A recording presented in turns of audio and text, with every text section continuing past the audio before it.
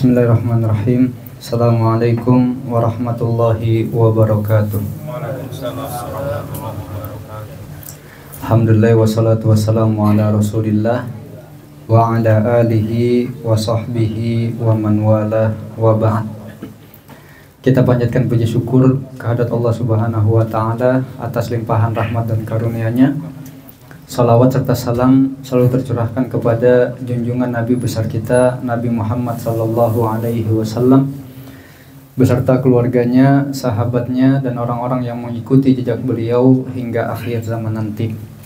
Sidang jamaah sholat Isya Mushola Nurul Istiqomah yang insyaallah akan dilanjutkan dengan sholat tarawih berjamaah yang semoga dirahmati Allah Subhanahu wa taala.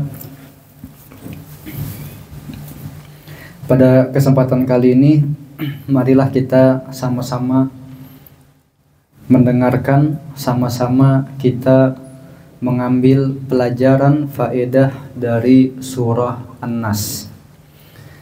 Bunyi ayatnya, A'udzubillahi minasyaitonirrajim, Bismillahirrahmanirrahim. Qul a'udzu birabbin nas, malikin nas, ilahin nas, min syarril waswasil khannas, alladzi yuwaswisu fi sudurin nas minal jinnati wan nas. Katakanlah, aku berlindung kepada Tuhan Rabb yang memelihara manusia, Raja manusia, sembahan atau ilah manusia, dari kejahatan bisikan syaitan yang biasa bersembunyi, yang membisikkan kejahatan ke dalam manusia dari golongan jin dan manusia. Jadi jamaah semoga dirahmati Allah Subhanahu wa taala, surah An-Nas dan surah Al-Falaq ini atau yang biasa disebut dengan Mu'awwidzatain. Jadi dua surah perlindungan. Yang mana disebutkan dalam hadis sahih, Nabi Shallallahu alaihi wasallam pernah terkena sihir dari seorang Yahudi yang bernama Labid bin A'sam. Nabi Shallallahu alaihi wasallam disihir seakan-akan beliau melakukan sesuatu yang tidak beliau lakukan, sehingga malaikat Jibril pun turun kemudian meruqyah Nabi Shallallahu alaihi wasallam dengan surah Al-Falaq dan surah An-Nas, dan para sahabat juga mencari buhul yang menjadi media sihir ketemu, kemudian dihancurkan sehingga Nabi Shallallahu alaihi wasallam pun sembuh dari sihirnya. Sehingga Bapak Ibu, ketika kita ingin melindungi diri kita dari sihir, maka sudah ada dua surah Mu'awwidzatain ini, yaitu surah Al-Falaq dan surah An-Nas. Maka hendaknya kita sering membacanya untuk perlindungan terhadap sihir. Kemudian yang kedua juga sebagai media ruqyah. Ketika kita ingin meruqyah diri kita sendiri atau mungkin teman, saudara dan lain sebagainya, maka kita tidak usah bingung. Sudah ada dua surah yang mudah kita hafal, yang mungkin sudah kita hafal semua, yaitu surah Al-Falaq dan surah An-Nas. Kemudian jamaah, terhadap riwayat ini, yaitu Nabi Shallallahu alaihi wasallam terkena sihir, terkadang kaum muslimin terkena dua syubhat. Syubhat yang pertama adalah orang yang mengatakan bahwasannya Al-Quran itu tidak murni dari Allah Subhanahu wa ta'ala. Kenapa? Karena Nabi Shallallahu alaihi wasallam terkena sihir, dibuat seakan-akan melakukan sesuatu yang tidak dilakukan oleh Nabi. Maka terlintas syubhat di dalam pikiran mereka, kalau gitu bisa jadi salah satu wahyu yang diterima oleh Nabi Shallallahu alaihi wasallam bisa jadi itu bukan wahyu dari Allah, namun itu gangguan sihir. Kemudian Nabi memasukkannya ke dalam ayat-ayat suci Al-Quran. Maka ketika muncul syubhat seperti ini, hendaknya kita menolak. Dengan apa? Dengan keyakinan bahwasannya Allah Maha Kuasa terhadap makhluknya. Dan Allah Subhanahu wa ta'ala telah menyebutkan, Inna nahnu nazzalna dzikra wa inna lahu lahafidun. Kamilah yang menurunkan adz-dzikr, yaitu Al-Quran, dan sesungguhnya kamilah yang akan menjaganya. Ini sudah jelas. Al-Quran turun merupakan murni dari Allah Subhanahu wa ta'ala. Allah yang langsung menjaganya, maka ini menjadi jaminan kemurnian Al-Quran, dan Al-Quran itu akan terjaga dan tidak akan ada yang bisa ya mencampuri Al-Qur'an dengan hal-hal yang lain yang bukan dari firman Allah Subhanahu wa taala, yang bukan wahyu dari Allah Subhanahu wa taala, karena Allah Maha Kuasa terhadap makhluknya. Yang kedua, ada orang yang terkena syubhat, yaitu menolak hadis sahih. Hadis di sihirnya Nabi SAW ini merupakan hadis sahih. Namun karena beberapa hal yang dia katakan bahwasannya hadis ini tidak logis, masa Nabi SAW disihir, ya, dengan alasan itu menolak hadis sahih. Padahal kita sebagai kaum muslimin ketika datang hadis sahih maka tidak boleh kita tolak. Mau itu masuk akal atau tidak, maka hendaknya kita membenarkan hadis tersebut, mengikuti. Bukan ketika datang hadis sahih kemudian kita menimbang-nimbang, oh ini gak masuk akal nih, masa Nabi disihir, akhirnya hadis sahih ini tidak diterima, ini juga salah. Karena hadis merupakan penjelasan dari Al-Quran. Kalau kita menolak hadis sahih cuman karena alasan tidak masuk akal, lalu dari mana kita akan mendapatkan penjelasan dari Al-Quranul Karim?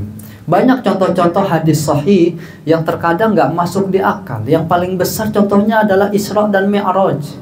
Ini merupakan hadis sahih yang gak masuk akal. Nabi SAW ke Baitul Maqdis, ke langit, balik lagi ke Mekah dalam waktu semalam. Tentu adanya hadis-hadis seperti ini sebagai ujian bagi kaum muslimin, sebagai ujian bagaimana keimanannya, apakah keimanannya sudah benar atau salah. Ketika keimanannya benar, maka ketika hadis itu tidak masuk di akal, maka akal yang sehat adalah mengikuti hadis yang sahih, bukan justru menolak hadis tersebut karena alasan tidak masuk di akal. Jamaah semoga dirahmati Allah Subhanahu wa taala. Di dalam surah An-Nas ini Allah Subhanahu wa taala memerintahkan nabinya, begitu juga umatnya, untuk berlindung kepada Allah Subhanahu wa taala dengan 3 namanya. Yang pertama adalah Rabbun Nas. Rabb ini merupakan salah satu nama Allah, bertawassul kita. Kemudian Malikin Nas, raja manusia. Ilahin Nas, sesembahan manusia. Ilah, salah satu nama Allah. Allah Subhanahu wa taala memerintahkan kita untuk berlindung, ya, bertawassul dengan 3 namanya dari apa? Min syarril waswasil khannas alladzi yuwaswisu fi sudurin nas. Dari bisikan syaitan yang tersembunyi, yang membisikkan ke dalam hati manusia. Kalau kita lihat di surah Al-Falaq, Allah memerintahkan kita untuk berlindung dengan menyebutkan 1 namanya. Qul a'udzu birabbil falaq min syarri ma khalaq. Katakanlah, aku berlindung kepada Tuhan penguasa waktu subuh. Langsung disebutkan min syarri ma khalaq. Namun di surah An-Nas kita lihat dengan 3 namanya sekaligus, menunjukkan bahwasannya bisikan syaitan yang membisikkan ke dalam hati manusia itu merupakan bahayanya lebih besar daripada yang Allah sebutkan di surah Al-Falaq. Karena ketika seseorang terkena bisikan syaitan, maka itu akan menghancurkan kehidupannya di dunia dan di akhirat. Para ulama menyebutkan, kenapa ini sangat berbahaya? Yang pertama, karena hati merupakan raja badan, anggota tubuh.